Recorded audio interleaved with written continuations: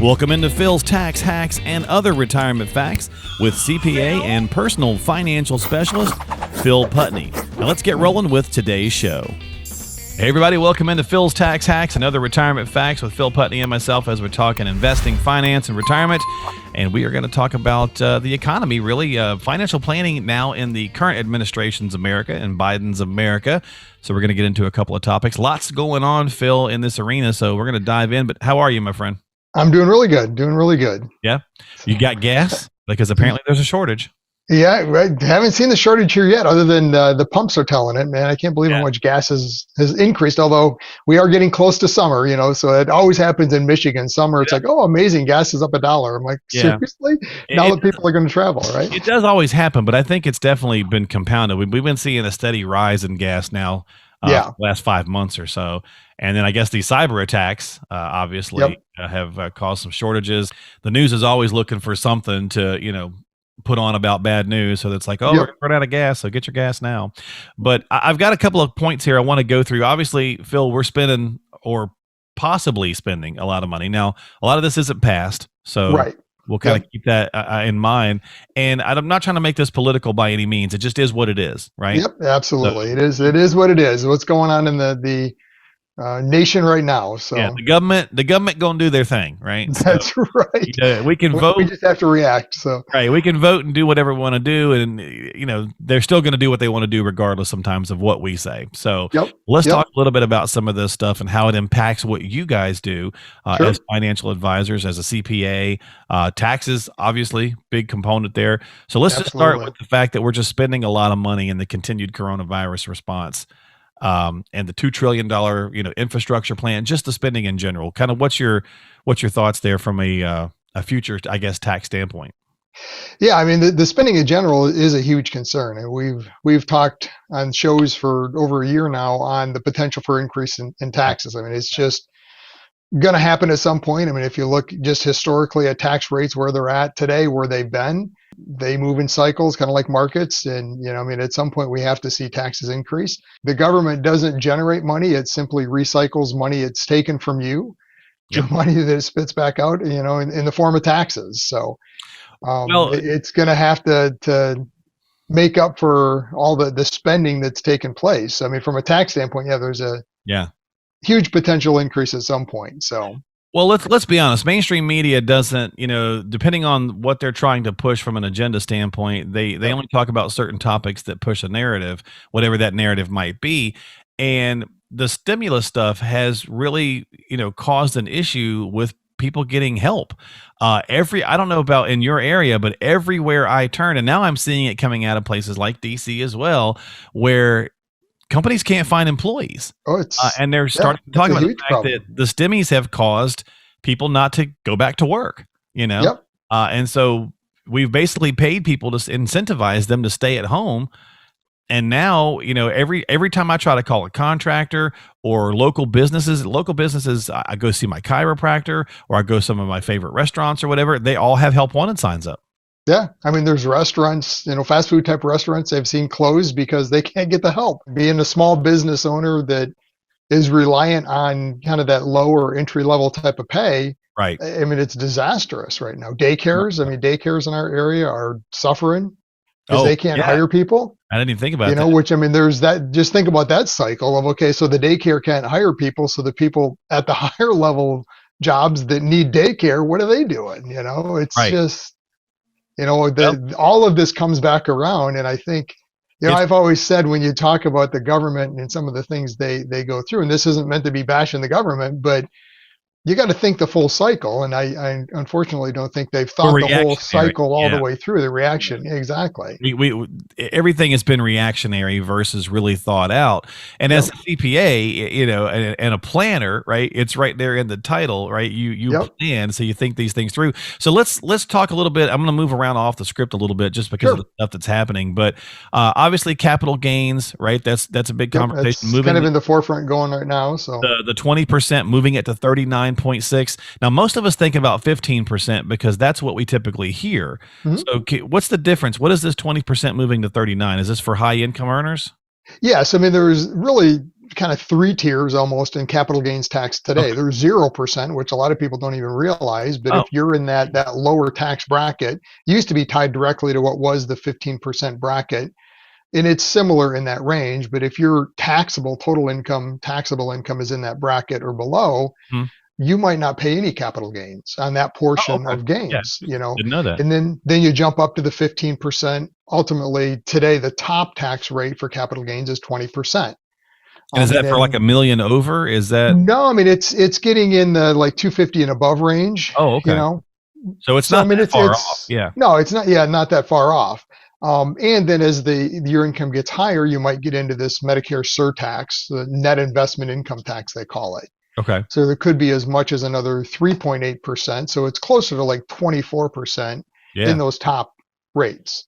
But yeah, Well, so what they're talking about really is just that top tier, okay. taking it back up to what used to be the top ordinary income rate of 39.6 Hmm. for those with a million or more of capital gains is how they're approaching this. So let's explain that a little bit then. So let's say you have something to pay capital gains on. So a stock or an asset, you sell something and you've made Yep. money on that, and it falls in that you're falling in that $1 million category. You now have to pay this at a higher rate.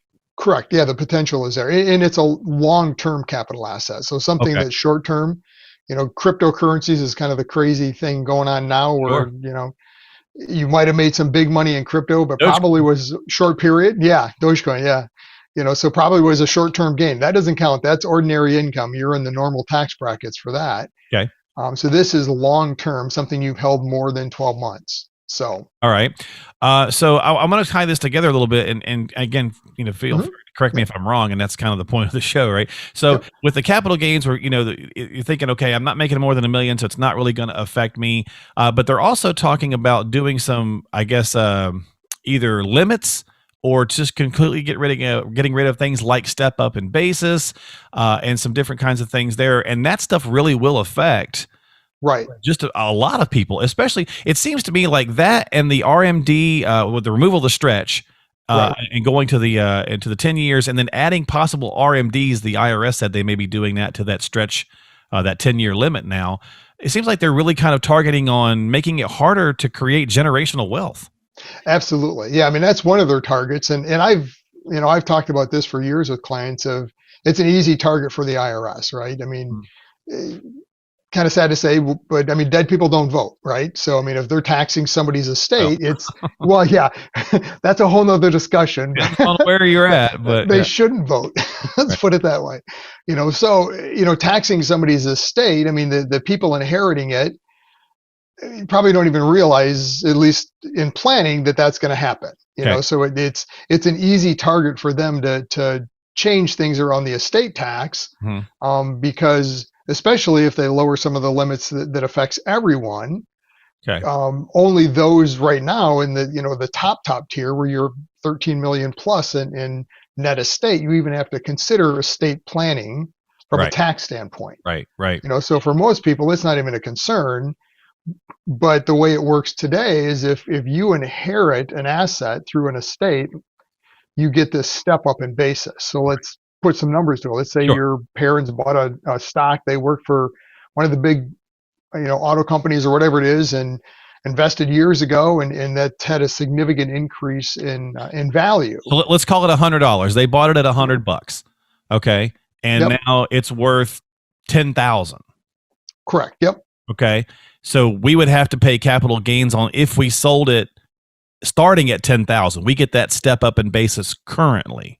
Right. So if your parents were to sell it, they have to realize that gain and pay tax on it. Right. If instead they hold it and then it passes through their estate and you inherit it, your new cost basis becomes the 10,000, the fair value on the date they passed Okay. away. Right.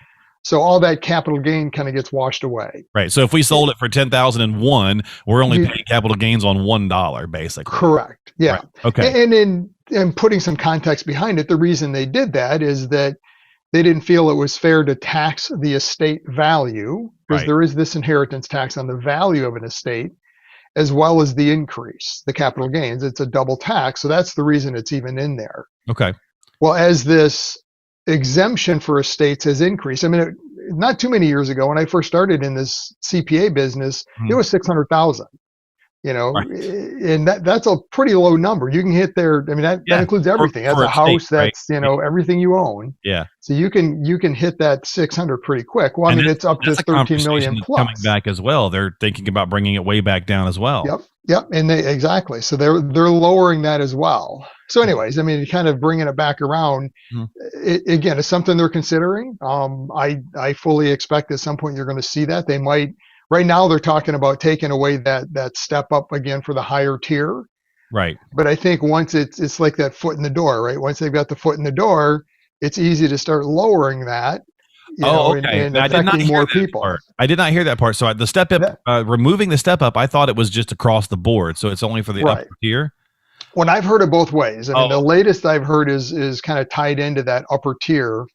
So if there's more than a million, or again, right. this is all speculation at this point. Well, Where it's that's all part of the hearsay and what they're yeah. trying to push through. So It's part of that conversation of trying to keep the narrative of taxing the rich, right. but it becomes a very interesting dynamic because it's a very slippery look. We need money, like Right. the government needs money badly, and so they're having to get creative with ways to come up with this. And so we're seeing a lot of these moving parts. And you and I have talked before, you're going to put these things on the wish list, and then you're going to settle for these things over here when Right. they go to do their negotiations amongst one another. But from the context of people that you help every day, some of these things can be may not seem consequential, but they really can be. Some of them are going to be very consequential, like the step up in basis. If they remove Correct. that, if you inherit some things or whatever the case is, you could be paying a lot of tax on this.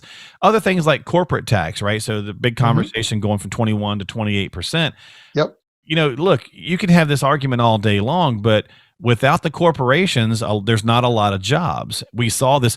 I'll go ahead and use Raleigh, North Carolina, as a prime example here in this conversation. So all the money from the tax cuts, from corporate taxes being lowered to the 21 where they're at now, allowed Apple, made it incentivize them to bring a lot of their money back during the prior administration, right? Right. Brought a lot of that money back from overseas. Well, they're now investing in a huge campus, a second massive campus on the East Coast in Raleigh, North Carolina. It's going to generate a ton of jobs.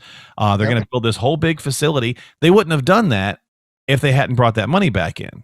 Right. It's a catch-22. So people are very excited about the jobs, but they also feel like corporations should pay more taxes. And so as regular folks, we kind of get in this interesting push-pull battle of what's the best scenario.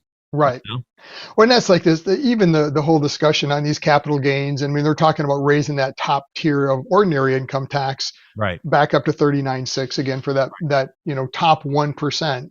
Right. And you keep hearing them talk about that top 1%, which to your point, I mean, if you consider this, you've got to understand beyond that picture, right? Right. Who is the top 1%? That is the business owners, right, that run this country. They've got the wealthiest businesses in the country that employ people. Right. And if you understand business at that level, two things happen. Number one, they don't pay tax, they pass it through.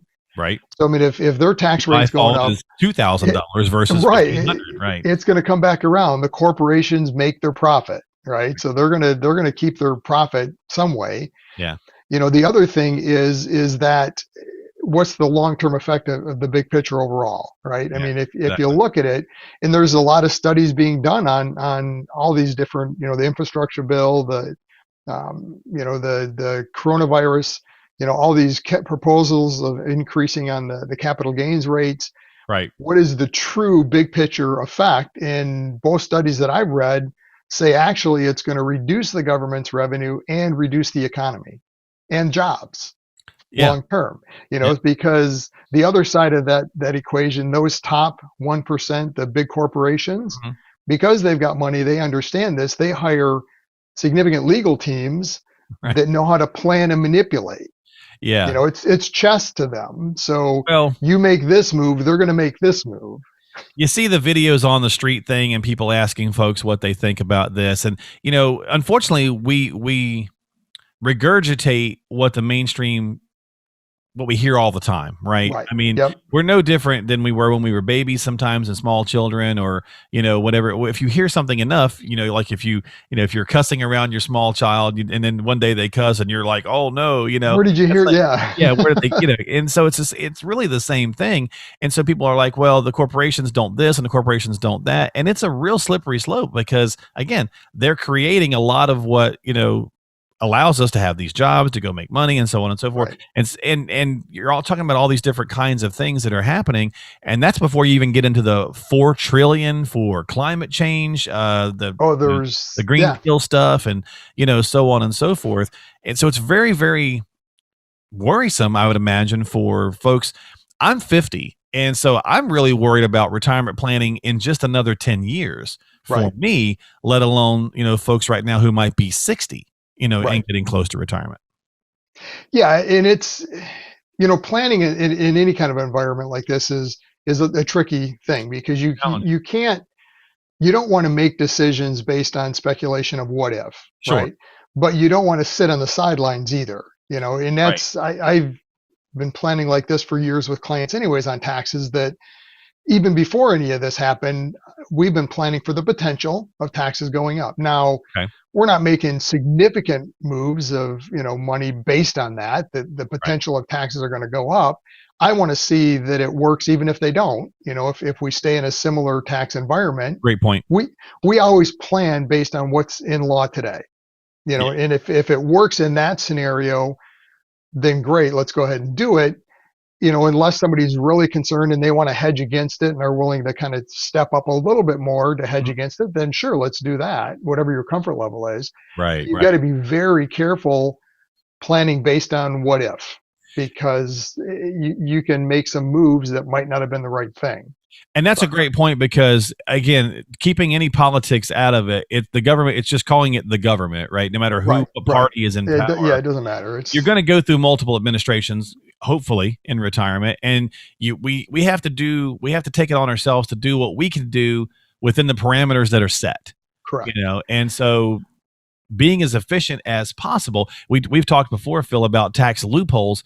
Is there really such a thing as a loophole, or is it the code is the code? What's written is what's written. To your point, corporations and the ultra rich, they hire enough people to dissect it to the minutia so they can be as efficient as possible. And most of us just don't have that ability to hire people to do that kind of thing. Right.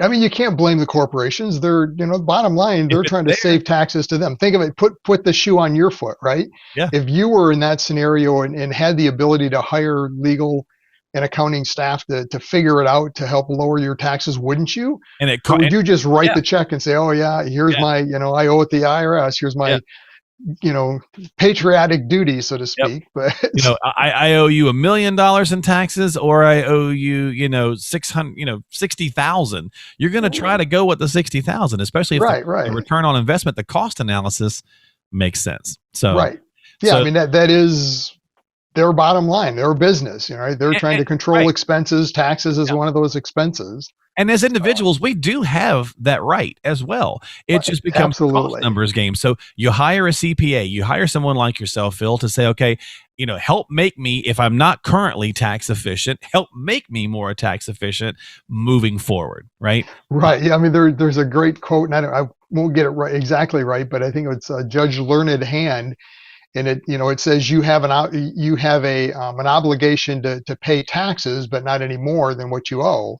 Right. And I always kind of paraphrase it and says, yeah, you have to pay unto Caesar what's his, but you don't have to tip him, right? Great. Perfect. There's nothing wrong with positioning your finances in such a way that you're minimizing your tax burden. Yeah. That's fantastic. That's being an American. There's nothing wrong with that. There you go. You don't have a patriotic duty to pay the maximum amount of taxes but you owe. You don't have to tip him. You don't have to tip him. That's a gem right there, folks. That is a gem. Well, I'll tell you what, we're going to wrap it up. We're going to take an email question. We're going to get back to doing some of these here on the podcast. So obviously there's just a lot going on in the country from a tax standpoint, from a spending standpoint, just all these different components that are, from the coronavirus leftover situation. I mean, we're just seeing we're heading into a real problem here, I think, from a financial standpoint. And so it definitely behooves us to try to be as efficient as possible and working with a good person who can help you get all those pieces together, especially when we're talking about our demographic, Phil, which is, 50 plus, 55 plus. They're getting closer to retirement. Mistakes become much more costly at that point because you just don't have the time to recover. So if you need some help, folks, as always, reach out to Phil before you take any action. 248-888-7530. That's 248-888-7530, or stop by the website philstaxhacks.com. That's the podcast website, but you can get a hold of him. There's a lot of the main stuff there. Subscribe to the show. Send us an email, which is what we're going to do right now. So again, philstaxhacks.com. And this is actually a really simple question that we got from Bill, and he was in Livonia. But I think it's actually a really good question because there's no bad questions, I don't think. I'm always subscribed to that. Hey, a question is a question. You need an answer. You need an answer. Right. This is one of those ones where I think people really sometimes aren't really sure what to do. Bill says, Phil, what happens to the money in my 401k after I retire? Do I have to roll it over, or can I just leave it there? Well, the bottom line is it really depends on what that company plan says. Okay. The company, you have to think of it, the IRS is the kind of the top level rule. They don't care. There's no rule that says you have to leave it or take it out or do anything other than RMDs. I mean, that happens once you're 72 on IRAs or 401ks, doesn't matter. But then below that then is the company, the plan rules, and they govern and can say you have to take it out or you don't, or when you retire and are no longer a participant, and this is what happens. Mm-hmm. Most plans don't make you take the money out. So could you leave it there? Absolutely. There's pros and cons on both sides. You've got to look at both pieces to really see, is that the right decision for you? A lot of times it does make sense to roll the money out for a couple of reasons. Number one is flexibility in investment options. You have a much broader range of options and things you can do outside of that company plan. Okay. And then the other is planning for a surviving spouse, because what the rules are for you as a former employee are one thing, but then you have to look further into the plan to say, okay, if I pass away and I've named a beneficiary, what does my now surviving spouse or kids or whoever inherited have to do? Gotcha. So maybe they're going to get forced into a scenario at that point that you wouldn't want, that if it were in an IRA, you've got much better control. So okay. There's pros and cons, fees, all sorts of things you have to look at. So, there's no absolute with it, like anything in planning. Mm-hmm. Understand the pros and cons, what fits in your scenario, and then based on all the information, make the decision that's best for you. All right, but you don't have to leave it there. That's one of the misconceptions is, I leave it there and you retire and you've got 4 former employers and money all over the place. Which makes it very difficult to manage. Oh, I'm sure. Yeah. We call those orphan accounts. So a lot of times it does happen. And some companies will. I had one years ago, Phil, that I totally forgot about, and they rolled it out of the 401k into an IRA themselves and sent me the paperwork and said, this is now an IRA. Great question. Thanks so much for listening to the podcast. We always appreciate it. Don't forget to hit subscribe on Apple, Google, Spotify, iHeart, Stitcher, whatever you like to use. You can find all of that again at philstaxhacks.com. That's philstaxhacks.com. And we're going to sign off this week. So thanks for hanging out with us. We appreciate your time, Phil, buddy. Have a great week. You too. We'll see you next time on Phil's Tax Hacks and Other Retirement Facts with Phil Putney. Investment advisory services offered through AFS Wealth Management. The content of this program is provided for informational purposes only and is not a solicitation or recommendation of any investment strategy. Investments and/or investment strategies involve risk, including the possible loss of principal. There is no assurance that any investment strategy will achieve its objectives.